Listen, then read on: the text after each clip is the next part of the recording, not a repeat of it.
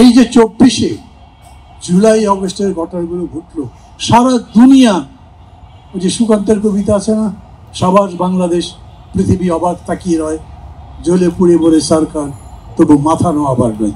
এটা তো ছাত্ররাই দেখিয়েছে। সব কটা রাজনৈতিক দল 15 বছর ধরে আন্দোলন করেছে, সরকার তো নড়েনি, কিন্তু তারা যখন নেমেছে তখন নড়েছে।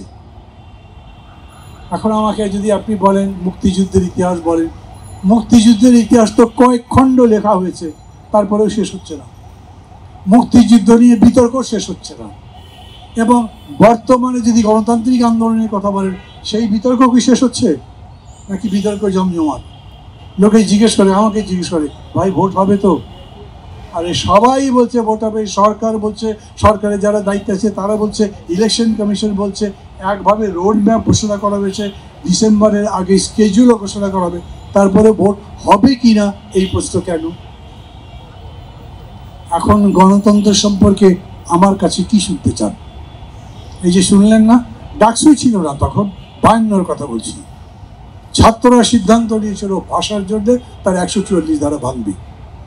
100% পলিটিক্যাল ডিসিশন। মজার ব্যাপার, পলিটিক্যাল পার্টিগুলো বলেছে করা যাবে না, অনেক বড় বিপদ হবে।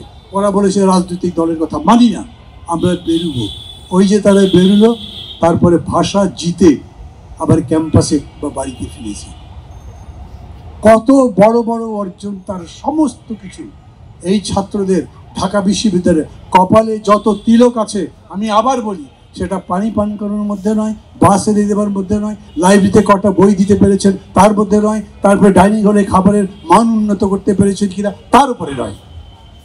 এই সমস্ত ইতিহাস ঐতিহ্য যা পৃথিবীব্যাপী এখন প্রায় স্বীকৃত, সেগুলো এই ধরনের সমাজ সচেতনতা, সমাজের মুক্তির আন্দোলনের মধ্যে দিয়ে হয়েছে। বলবেন ভালো কাজ, লেখাপড়া বাদ দিয়ে এগুলো করবেন না? তা তো বলি না। লেখাপড়া বাদ দিয়ে করবেন কেন? লেখাপড়া যদি না করেন তাহলে তো এই আন্দোলনটা করতে পারবেন না। আজকে আমাদের এই যে নির্বাচনের সংকট কোথায় আটকে গেছে? সংস্কার কমপ্লিট করতে হবে, তারপরে নির্বাচন করতে হবে। একজন বলছেন সংস্কার কি কখনো কমপ্লিট হয়? আরেকজন বলছে যতদূর হয় ততদূর করে।